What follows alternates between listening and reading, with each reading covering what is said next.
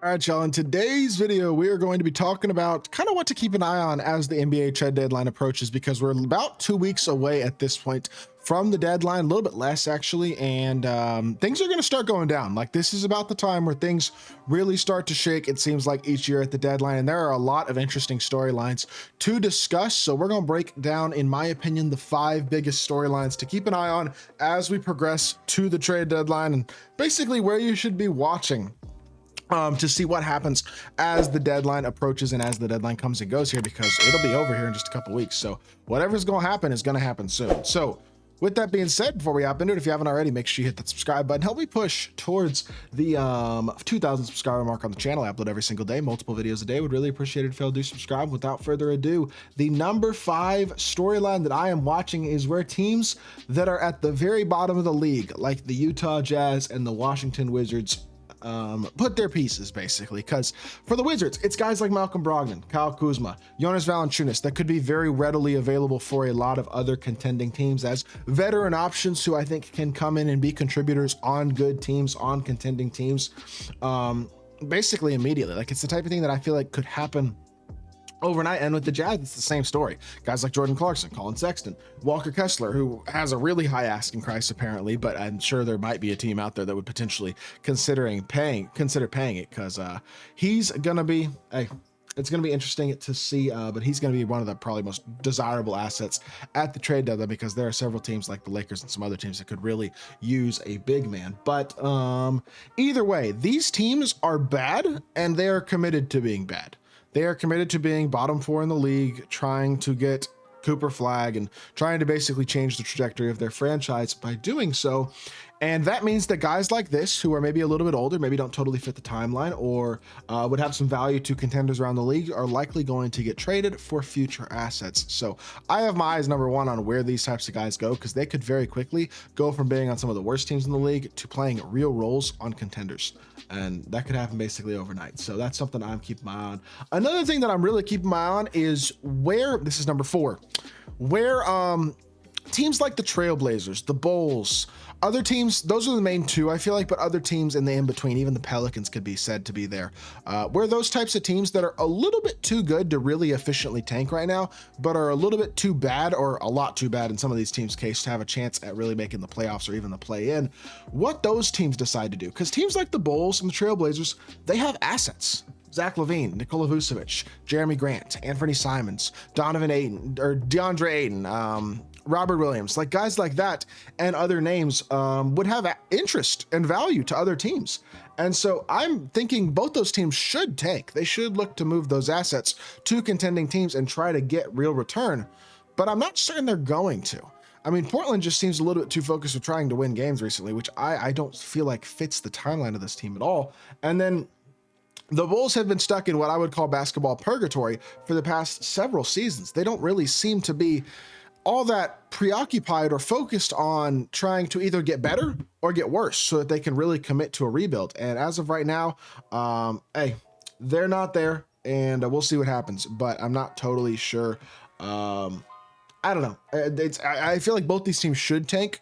I'm more so interested to see if they will, because they have the assets to. The question is, will they make the proper moves to add assets and make their teams worse to give themselves the best chance possible at a top tier pick this season? Now, number 3 is the future of Cam Johnson, because he's the type of guy that could help a lot of contending teams. I mean, a team like the Timberwolves could really use somebody like Cam Johnson as a small forward, power forward hybrid option, maybe in a Julius Randle trade, maybe in a Jaden McDaniel trade, maybe in some other trade. He's the type of guy that would really help that team, would really help the Oklahoma City Thunder, would push them from championship favorites to like ultra championship favorites. And they have all the assets in the world to make a deal for Cam Johnson work if they wanted to. A team like the Pistons, who's on the fringes of competitive Eastern Conference play right now, could make a move for Cam Johnson and all of a sudden be like, oh, this team's gonna be a tough out in the first round of the playoffs. Like, there are a lot of different pathways I feel like that a Cam Johnson could go, but I'm almost certain the Nets will trade him. He does not fit the timeline at all. He's 28 years old. He's very, very valuable, probably the most valuable he's ever been in his career, having a great year.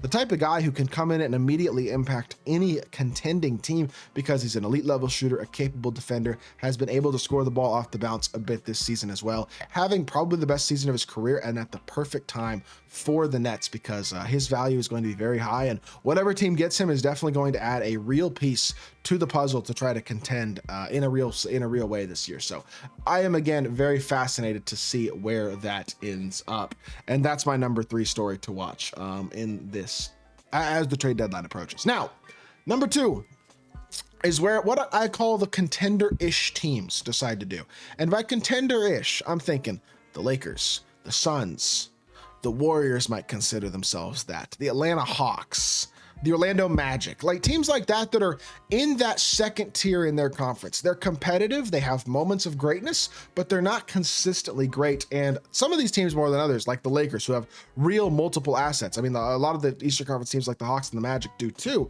The Suns don't have a ton of assets, but they are very clearly all in. So they're, I would say, big players in Jimmy Butler, big players and a lot of other players as well if that were to fall through. Like, I think these teams would have a lot of interest in trying to make moves to improve their roster now.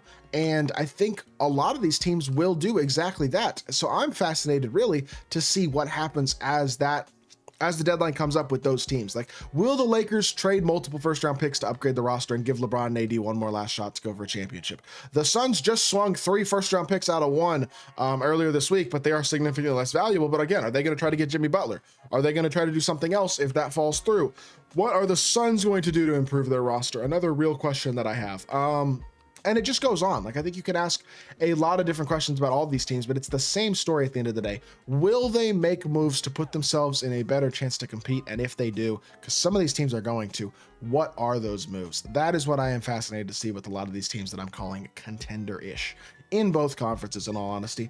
And then the number 1 storyline, I think this one goes without saying, kind of a no-brainer, but what happens to Jimmy Butler? Where does he end up? And honestly, does he get traded is a really valid question in of itself, because as great as Jimmy is, or at least used to be, and still sometimes might be, he's 35. He's going to be a free agent after this season if he opts out of his player option. He has not played amazing this season, and he's clearly a bit of an off-the-court cancer, potentially. Don't feel like he's been really a great leader. There's some toxicity there that has reared its head in Minnesota, kind of in Philly, and then now very clearly in Miami as well. You certainly have to wonder how much interest there really is for Jimmy. Like, can the Heat get a package that they like for Jimmy? Can Jimmy get out of Miami? And if he doesn't get traded, then what? Because it doesn't really do him any benefit if he doesn't get traded by the deadline to hold out at that point. It would benefit him to play for the rest of the season and try to be good to raise his value for the summer. And so I think that's a real possibility that hasn't really been discussed to us, but I think could happen. And I'm absolutely fascinated again to see what the rest of the season looks like for the Heat and whether or not they wind up dealing Jimmy, and if they do, the actual return that they're able to get for him, because I don't think it's going to be as high as a lot of people are thinking. But with that being said, those are my top 5 storylines to watch as we progress towards the trade deadline. I hope y'all did enjoy the video. If you did, make sure you hit that like button, leave a comment, and subscribe. Be back with more NBA content very, very soon, and I appreciate y'all. Peace.